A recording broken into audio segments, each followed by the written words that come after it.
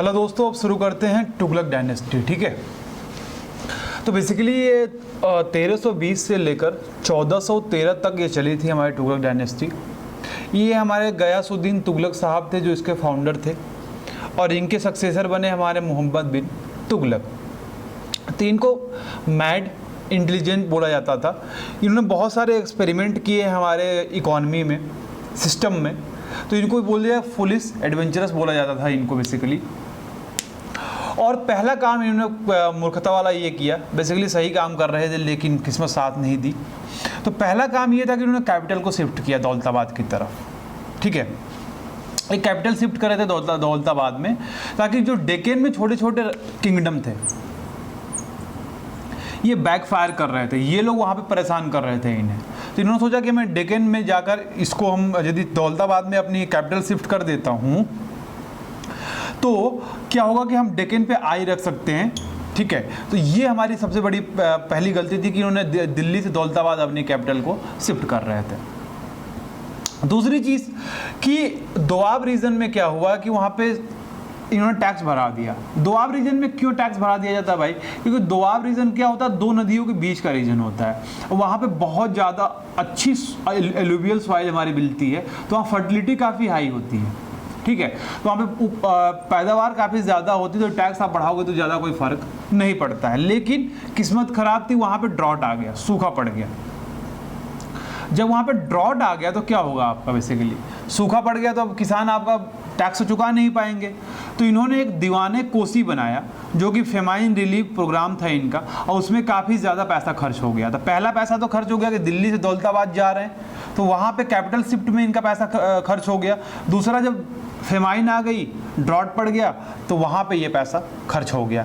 इसके बाद तीसरा सबसे बड़ी सबसे ज़्यादा घातक थी, जो कि तिजोरी पर सबसे ज़्यादा हमला हुआ, वो थी इन्होंने paper currency. Basically paper currency चलती थी हमारे चाइना में। ठीक है, तो इन्होंने चाइना से आइडिया लेते हुए इन्होंने टका इशू कर दिया। बेसिकली ये कॉपर कॉइन थी। ठीक है, कॉपर और ब्रास का ये मिला के कॉइन बनाई गई थी, कॉपर और ब्रास की थी, और इसको टका बोलते थे। लेकिन क्या हुआ कि टका को जब इन्होंने इशू कर दिया, टोकन करेंसी इन्होंने इशू कर दी, तो हुआ क्या, इसको ये रेगुलेट नहीं कर पाए।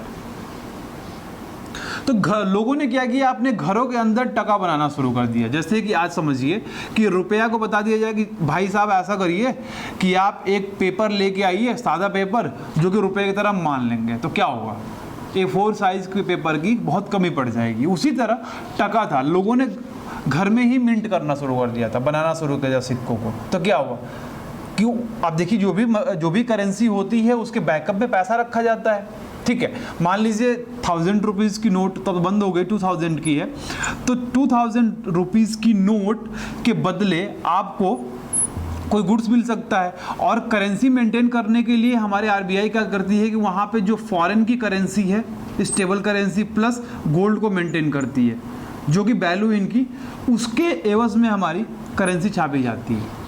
ठीक है, रिजर्व जो हमारा फॉरेन रिजर्व होता है गोल्ड इनके एवज में रखी जाती है। और मान लीजिए अभी मैं 2000 की नकली नोटें लेके चला जाऊँ तो उनके पास फॉरेन रिजर्व तो इतना है नहीं, ना ही गोल्ड है, तो हमारा आरबीआई तो बैंकरप्ट हो जाएगी ना, है ना। तो यही हुआ हमारा तुगलक के साथ, कि लोगों ने घर में ही मिंट करना शुरू कर दिया हमारे टाका को, और क्या हुआ कि पूरी उनकी तिजोरी खाली हो गई। और यही नहीं, इन्होंने कहा कि ठीक है अब बैकफायर हो गया है, तो इन्होंने बोला कि भाई साहब ऐसा करो कि जिनके पास टाका है, मतलब जो भी कॉपर करेंसी आप लाइए और तिजोरी से सोना और चांदी एक्सचेंज करके लेके जाइए। और नुकसान, अब लोग जिन लोगों ने अपना मिंट करके रखा था वो ले गए और वो लोग अमीर हो गए। तो ये पहली बार ऐसा हुआ कि वहाँ पे जो पीपल हैं वो अमीर हो गए और किंग जो था ये गरीब हो गए। तो ये हमारे 3 एक्सपेरिमेंट थे कि दोआब रीजन में टैक्स बढ़ा दिया, ठीक है, कैपिटल शिफ्ट और पेपर करेंसी इन्होंने, टोकन करेंसी इन्होंने जारी किया था चाइना से ये कॉन्सेप्ट लेकर। अब देखिए, इन्हीं के सक्सेसर थे फिरोज शाह तुगलक। तो जितना काम हमारे अलाउद्दीन खिलजी ने किया था उसका सारा इन्होंने रिवर्स काम किया फिरोज शाह तुगलक ने। ये बेसिकली मोहम्मद बिन तुगलक को की गद्दी पे आके बैठे। उनके बाद ये हाफ मुस्लिम थे हाफ हिंदू थे, ठीक है। तो इन्होंने बोला कि अपने आप को इनको प्रूव करना था कि मैं एक सच्चा मुसलमान हूँ, ठीक है। तो इन्होंने क्या किया, फिरोज शाह तुगलक ने जजिया लगा दिया। जजिया कर लगा दिया हिंदुओं पर कि अपने किसी भी डायटी को प्रीच करेंगे तो यू हैव टू पे टैक्स, ठीक है। ये एक रिलीजियस टैक्स था, धार्मिक कर था ये, ओके। तो इनको ये टैक्स पे करना था, जजिया कर इन्होंने लगा दिया ताकि ये प्रूफ कर सके कि मैं एक सच्चा मुसलमान हूँ। भाई यदि मैं दिल्ली सल्तनत में हूँ तो मैं सच्चा मुसलमान हूँ, टर्की का मैं सच्चा मुसलमान हूँ। उसके बाद इन्होंने स्ट्रिक्ट, दूसरा एग्जाम्पल कि सच्चा मुसलमान कैसे हैं, स्ट्रिक्ट शरीयत रूल पे इन्होंने रूल किया। इन्होंने ऑक्टरी जो चुंगी लगाई जाती थी, जो कर लगाए जाते थे, बहुत सारे करों को एबॉलिश कर दिया क्योंकि वो शरीयत के लॉ में नहीं दिया हुआ था। लेकिन एक काम बहुत अच्छा किया इन्होंने पब्लिक वर्क्स में एक काम किया, कैनाल सिस्टम बहुत अच्छा बनाया इन्होंने, एग्रीकल्चर को डेवलप करने के लिए काफ़ी काम किया। और इसमें एक कैनाल बनाया, double system of canal from Yamuna and Ganga. तो ये यमुना और गंगा से लेते हुए एक डबल सिस्टम ऑफ इन्होंने कैनाल क्रिएट किया हमारे फिरोज शाह तुगलक साहब ने। और इसको बाद में इस कैनाल को हमारे अकबर ने इसको मेंटेन भी करवाया ताकि एग्रीकल्चर का वहाँ प्रोडक्टिविटी बनी रहे। तो वो फिरोज शाह तुगलक आप देख सकते हैं कि कैसे सच्चा मुसलमान करने के लिए इन्होंने अपना जजिया कर लगाया, उसके बाद जो भी टैक्सेस थे उनको एबॉलिश कर दिया, लेकिन कैनाल में काफ़ी अच्छा काम था। और देखिए चौथा काम ये इन्होंने किया कि जो इक्ता सिस्टम था उसको हेरिडेटरी बना दिया। इक्ता सिस्टम आप समझ रहे हैं कि जो भाई सैनिक हैं, सोल्जर हैं, इनको छोटे छोटे लैंड दिए जाते थे, ठीक है।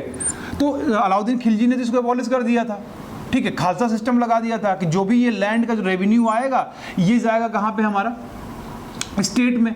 स्टेट के बाद ये सोल्जर्स को दिए जाएंगे, है ना, सोल्जर्स को दिए जाएंगे इसके बाद। लेकिन क्या हुआ कि ये फिरोज शाह तुगलक ने क्या किया कि इसको हेरिडेटरी बना दिया कि मैं जिस सैनिक हूँ उनके आर्मी में, तो मेरा बेटा भी सैनिक हो जाएगा, मेरा पोता भी सैनिक हो जाएगा। तो भाई क्वालिटी तो डिग्रेड कर जाएगी ना फिर वहाँ पे, फिर मिलिट्री कहाँ रह जाएगी, फिर तो राजनीति चलेगी। तो हम मिलिट्री की क्वालिटी को हमारा क्या हुआ, डिग्रेड कर दिया, डिग्रेड हो गई। इससे हमारी मिलिट्री क्या होगी, पैरालाइज हो गए। और जब मिलिट्री पैरालाइज हो गई तो वहाँ पे क्या हुआ, it's bound to be collapse. कोई भी किंगडम में जब मिलिट्री पैरालाइज होगी तो इकोनॉमी नहीं संभाल पाएगी ना। मिलिट्री इसलिए लगाई जाती है ताकि जो भी इकोनॉमिक एक्टिविटी हो उसको हमारा अच्छे से संभाल कर रखा जाए। इसलिए आप देखेंगे कि यूएसए की बहुत तगड़ी हमारी मिलिट्री है, क्योंकि कोई भी मान लीजिए मिलिट्री से कमज़ोर हुई तो कोई भी हमला कर सकता है, उस पर हमला करके वो सारा सब कुछ छीन सकता है। वाशिंगटन डीसी सब हमारा हो गया। तो हमेशा इकोनॉमी को मजबूत करने के लिए हमें मिलिट्री को मजबूत करना पड़ता है। अब देखिए अगली इसकी डायनेस्टी थी सैयद डायनेस्टी थी। बेसिकली तैमूर शाह ने अटैक किया हमारे दिल्ली पे, और उन्होंने अटैक करने के बाद उनके एक बड़े प्रिय थे, उनका नाम था खिजाराम खान। उनको डिप्टी ऑफ तैमूर खान बनाकर वहाँ पे अपॉइंट कर दिया गया, लेकिन ये भी बहुत ज़्यादा नहीं चल पाया। इसके लास्ट रूलर थे अलाउद्दीन आलम शाह, और ये ख़त्म हो गई, बहुत ज़्यादा इंपॉर्टेंट हमारे लिए नहीं है। उसके बाद पढ़ते हैं लोधी डायनेस्टी। लोधी डायनेस्टी हमारी चल रही 1451 से लेकर 1526 तक, बहलोल लोधी, ठीक है, बहलोल लोधी थे। इसके बाद इन्होंने एक ही काम किया था, इसको याद रखिए, इन्होंने कैपिटल शिफ्ट किया था दिल्ली टू आगरा। क्लियर। अब आते हैं सोसाइटी में। सोसाइटी कैसी थी दिल्ली सल्तनत की, ये देख लेते हैं। जितने किंग थे अभी तक हम पढ़ चुके हैं, सोसाइटी अब देख रहे हैं। तो बेसिकली वहाँ पर 4 तरह की सोसाइटी थी। पहले एरिस्टोक्रेट थे, नोबल्स लोग थे, जो हमारे रिलेटिव्स थे सुल्तान के। इनको काफ़ी हाईएस्ट प्रेस्टीज होती थी, काफ़ी इज्जत मिलती थी, काफ़ी सुख सुविधाएँ होती थी। इसके बाद जो हमारे ब्राह्मण्स और उलेमा जो लोग होते थे, उलेमा वो लोग थे जैसे ब्राह्मण्स हैं हिंदू में, वैसे हैं उलेमा मुसलमान में, सॉरी इस्लाम में, ठीक है। तो ये 2 लोग थे हमारे रिलीजियस गुरु थे। तो इनको टैक्स फ्री लैंड दी जाती थी, तो इनका भी हाई प्रेस्टीज हुआ करता था आफ्टर द नोबल्स जो होते थे रिलेटिव्स ऑफ सुल्तान। इसके बाद जो टाउन पीपल्स हैं, आज भी देख सकते हैं आप, टाउन पीपल्स में ज़्यादा इज्जत होती है कंपेयर टू विलेजर्स। तो टाउन पीपल में क्या था, जो वीवर्स हैं, बुनाई करने वाले हैं, आर्टिसियन है, क्राफ्ट हैं। इसके बाद चौथी हमारी थी पीजेंट्स, ठीक है, जो खेती करते हैं लोग। इसके बाद ट्रेड, बेसिकली ट्रेड जब होता था तो बंजारा, यहाँ पे देखिए सवाल भी आया था IAS 2016 में प्रीलिम्स में, कि बंजारा जो थे हमारे कोरियर की तरह एक्ट करते थे। और इन्होंने सिस्टम में क्या किया कि इन्होंने बार्टर सिस्टम को ख़त्म करने की कोशिश करी, और इन्होंने इनकरेज किया कि आप पैसा चलाओ इकोनॉमी में। अभी क्या हो रहा है कि हम पैसा को ख़त्म करने की कोशिश कर रहे हैं, और हम कह रहे हैं कि आप डिजिटल इकोनॉमी की तरफ आप जाओ, ठीक है, ताकि हम करप्शन को बचा सकें, करप्शन को हम रोक सकें। अब देखिए स्टेट ऑर्गेनाइजेशन क्या थी दिल्ली सल्तनत की, तो आप देख सकते हैं पता है क्या था कि जब तक हमारी दिल्ली सल्तनत में क्या हुआ दोस्तों कि हमारा जो हेड होता था स्टेट का, जैसे मान लीजिए जो सुल्तान है यही रिलीजियस हेड भी होता था, ठीक है, ये रिलीजियस हेड भी होता था।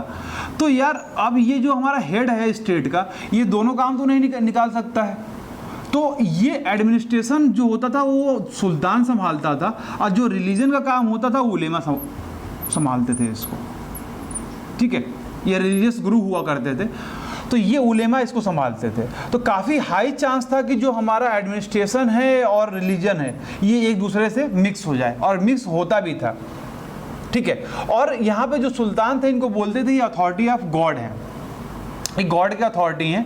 तो इसका बहुत सही यूज़ किया हमारे बलबन ने, बोला ठीक है मैं शैडो हूँ गॉड का, मैं शैडो हूँ अर्थ पे, मतलब कि मैं परछाई हूँ, मैं गॉड का ही रिप्रेजेंटेटिव हूँ, इसलिए पैबोसी करो, पैर को चूमो, ठीक है।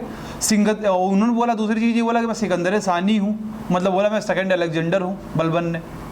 तो ये काफ़ी इसका मिसयूज़ भी हुआ, उलेमाओं ने भी मिसयूज़ किया, ब्राह्मण्स ने भी मिसयूज़ किया एंशिएंट इंडिया में। तो यहाँ उलेमा की बारी थी, ठीक है।